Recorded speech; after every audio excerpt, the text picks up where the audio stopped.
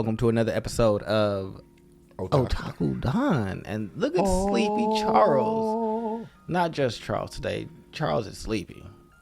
I don't know. Making wings for your compatriots. Sleepy Tony as well, but I'm awake. Let's do this. Yeah. One Piece. Dido. 1102. The Life of Kuma. All right. So like we ain't been getting that.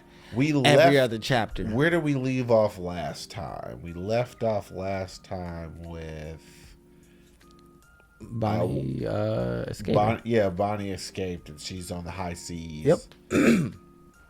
She's out there ready becoming a member of the worst generation. Yep. Now, reader request in the cover. Bonnie is eating some sandwiches that a pack of wolves made. Because, make my food or I'm going to eat you. Oh. Give y'all that. Stabbing you and sending you through time is a real annoying thing. What'd you do? I evolved your brain so you can make me sandwiches and also understand that you are just a wolf.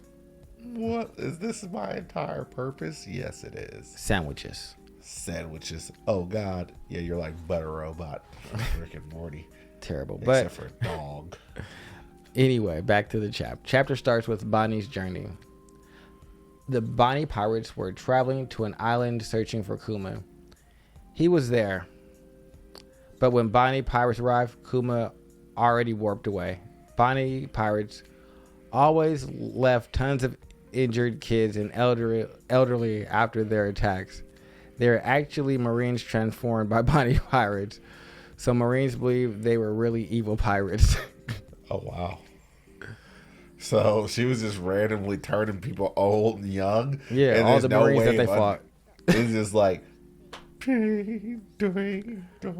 yeah. So that's what you got to do to people. I mean, did they stay young? No, they eventually changed back. But if you get there, you just see a whole bunch of fucked up people that are kids and fucking old people. It's like, oh, that's how she got to be one of the worst generations. It's just like she fights kids and old people. Yeah. We're not going to think about the context of why there's only kids and old people. Kuma was aware that Bonnie was looking for him, but he decided he couldn't meet her. Cut to the scene when Luffy got his first bounty. We see Luffy's reaction and the reaction page shown in Jump Festa 2024 with Ace, Jinbei, Sabo.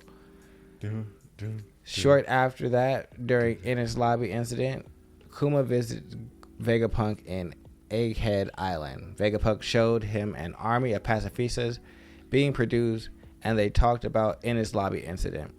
Kuma revealed to Vegapunk that Luffy is Dragon's son. Why on God's green earth would you do that? What hating shit is that? Well, way to make me not feel sorry for you anymore.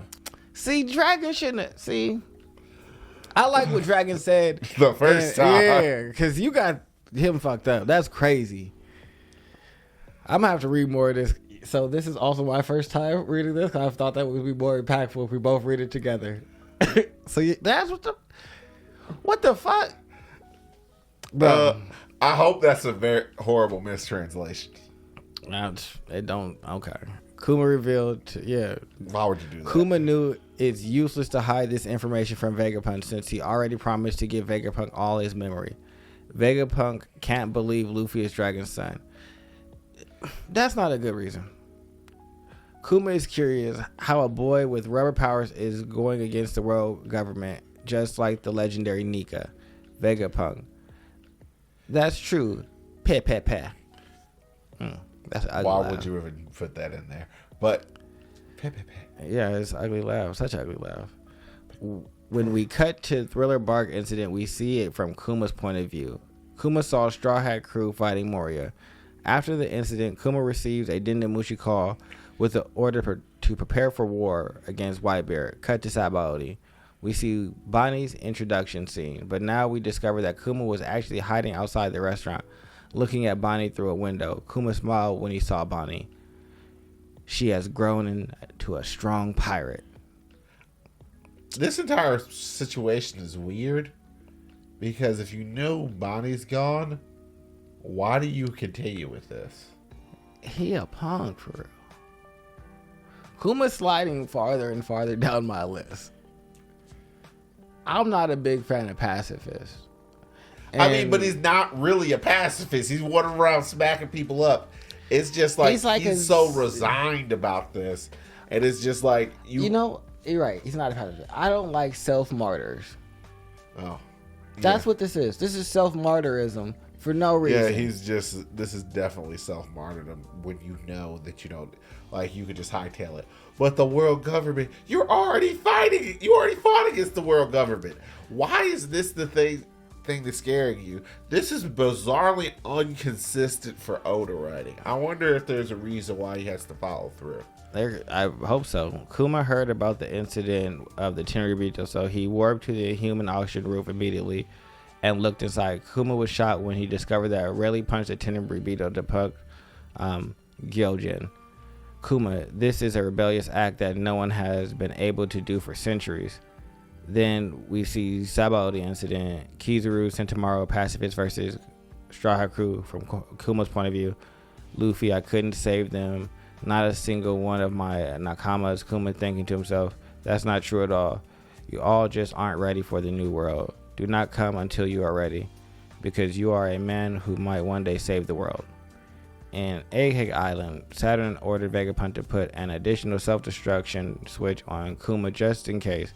Kuma tried to negotiate other methods that will allow Kuma to retain his consciousness, but Saturn insists that Kuma's mind must be wiped.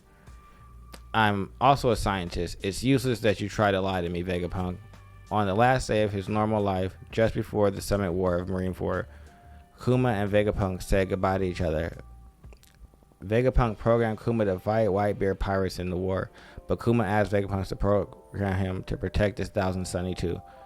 I would love to see the Straw Hats grow, but since I can't do it, at least I want to protect their home. Okay, I feel that. I don't know, it's real weird. Also, that means Egghead's been mildly rebellious this entire time. Yeah, because fuck the world government. It's just like, I'm not dumb, I'm just here for the money. Yeah, that really is why he's there. He said, you don't got no money, Dragon, you poor. They got money. Revolutions are like expensive. He should have went and got backed by Alabasta, by a whole nation. They weren't poor. Oh, but anyway, there's other ways that he could have gone about it. I don't know. Kuma, I know Nika is just a legend, but I promise Bonnie that one day a warrior of liberation will come to free her. Luffy's actions move me. I think he's a man who might end up changing the seas one day. Kuma gave his memory to Vegapunk as he promised. Kuma's memory is like a copy of the original one, so Kuma doesn't forget anything by pulling it out with his powers. Also, the memory will disappear when someone touches it, so Vegapunk developed a system to observe and study it without touching the memory sphere himself. As Kuma pulled out his memories, he sees his entire life flashing before his eyes. All faces of people he loved. His dad, his mom, Ivankov, Jenny, Bonnie. Then in a very emotional scene, we see Vegapunk pulling a machine lever in tears. The machine starts to erase Kuma's consciousness. There were rays of light shining on Egghead, just like in Kuma's church when he took damage from people. All scientists and Sentomaru were praying / saluting together. In the final page of the chapter, flashback ends and we cut to Neo room in Egghead Island. The sphere in Kuma's memory is gone and Bonnie is crying on the floor. Chapter end and Kuma's final last words to Vegapunk is to tell Bonnie happy birthday. And there's technically a break, but we will also be getting the chapter next week. So we'll be here for you guys. All right. So how do I feel about this overall? One, I am happy. It's over. I'm happy it's over. Oh, overall, fairly well executed flashback.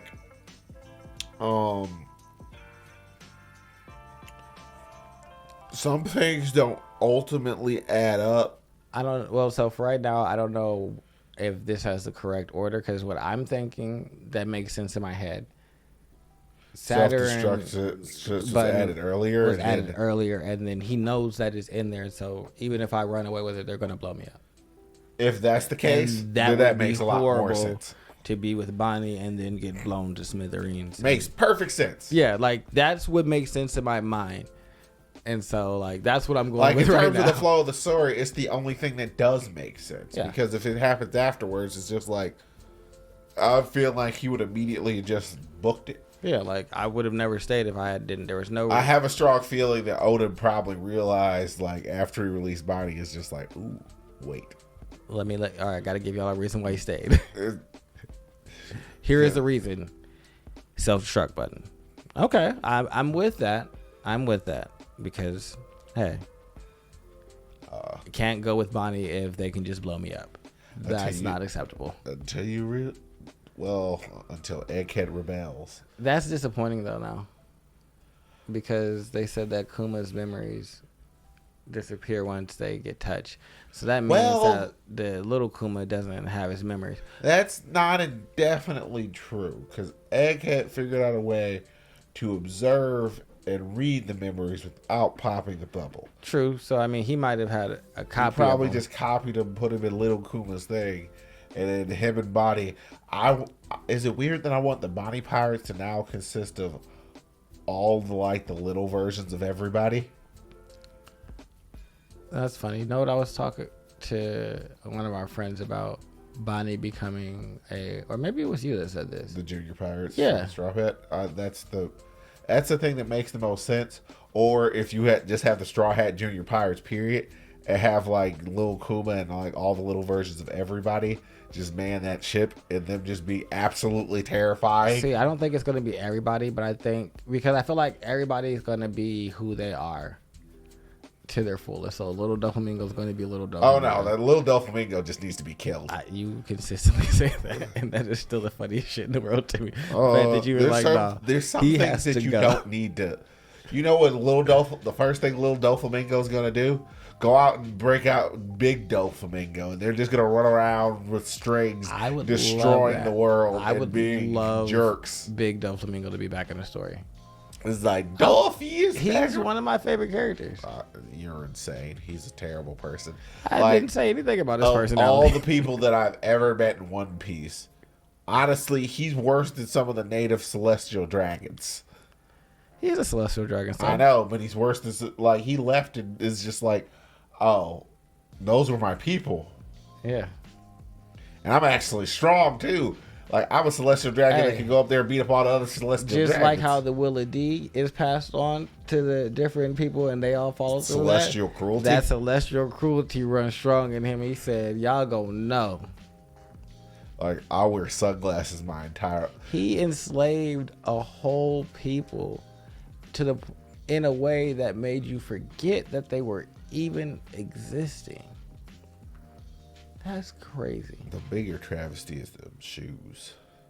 Nah, Doffy was flexing. Doffy's super hard. And then he had the nerve to care about his entire crew. Oh, yeah. Good guy. Good guy. Through and through. They should have killed him. No. He was forced to kill his brother. No. Like, I don't know. If I was Law, I was definitely done some crueler stuff. Like, what did you do? Well, I took your heart and I put it inside of another one of your crew members, and it pumps your blood type into there. So that means your heart is gradually poisoning your own ally. No, we don't need any of that. Why? Doffy is good people. But back to this chapter. How did you feel about it? Overall, I mean, it's ultimately like... I'm happy. You know, the act of tying the bow is like you pulling the bow all together. I'm happy. If it happens how we honestly perceive it to happen. We start with the bomb. Or there's somewhere inside of the panel, it says when the process starts. Yeah. I mean, this is the panel. Oh. Yeah, Bonnie's putting lipstick Also, on. Jinbei actually being upset about him beating Arlong doesn't make any sense. Well, he's not upset. He's surprised. Oh. Yeah, it's just a surprise. It seems like well, I guess Jinbei looks upset regardless. Yeah. Because he basically has a permanent scowl, but it's like, it doesn't make any sense because Arlong was a giant jerk and you kicked him out. This also shows you that this is Dragon going to Logtown. Yeah. And Sabo asking him, why are you going there? He's like, well, whose territory is that? It's Captain Smoker's. So that was when he took down Smoker to protect Luffy. You have Bonnie talking about the ironclad rule of being a pirate. Steal everything you want. Steal them all. Don't help anybody, but do it. Don't help. If there's nothing on my cheek, my dad might not notice me. So she put a little bit of makeup on her cheek, like she used to have the little jewels. So yeah, that's where, not makeup, excuse me, she put that piercing. Oh. Yeah, that's why she has the piercing there. So he can notice her. But yeah. And then you have Kuma reading his and talking about what kind of fate is this, dragon? Your child has become a pirate. But he's holding two bounty posters, so I'm assuming the second one is Bonnie's. Yep. And so it's like both of our kids became pirates, and that's probably like, it's like, what kind of fate is this? Your kid and my kid are both supernovas or on their way to being a part of the worst generation. Great people. No, they're only called that because of Blackbeard. If Blackbeard's not included, they're the supernovas. Blackbeard makes it the worst generation because he's terrible. He's that bad that he taints the whole group name. They say, we're going to add you, but we can't call it supernovas anymore. Y'all are going to be the worst generation. Yeah. What? Because you added this fuck? I mean, he out here stealing powers, poisoning people, being like the worst. Then don't put him in the group. Cause like he wasn't even a part of the first original wave. He wasn't. He's not. You guys just gonna throw him in here and then change our whole group name to the worst generation. Like, no. We were the supernovas, and then y'all like, nah. But I think that's all I have for this. I'm really excited. I don't know what we're gonna see next chapter. Now I'm excited for next chapter. Somebody decking Saturn in the face. So you think we're getting back to the fight? I mean, it's either that or Kuba's gonna slow up and German suplex Saturn. I'm completely and totally for that too. I would like to go to wherever Dragon's at, because I need to know what Dragon's doing. Because did you try and go find Kuma? What did y'all do after y'all just got Kuma back? It's either that or Saturn's way closer than anybody else, or not. I know where I want Bonnie to go. Oh. With the revolutions and Revolutionary Army, and I want Baby Kuma to go there. Oh, I think Dragon also might be closer to this conflict than anybody actually thinks he is. And I want Sabo to train Bonnie just like Kuma trained him.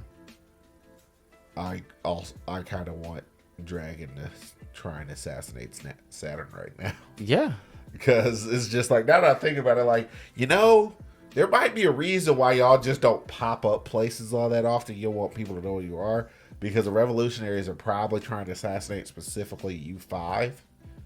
So it's just like, you hear the way it's just like, what's going to happen? Bam, right to the heart. Yeah, see, I'm telling you, I want Dragon to show up. I feel like that would be the most surprising thing I could say.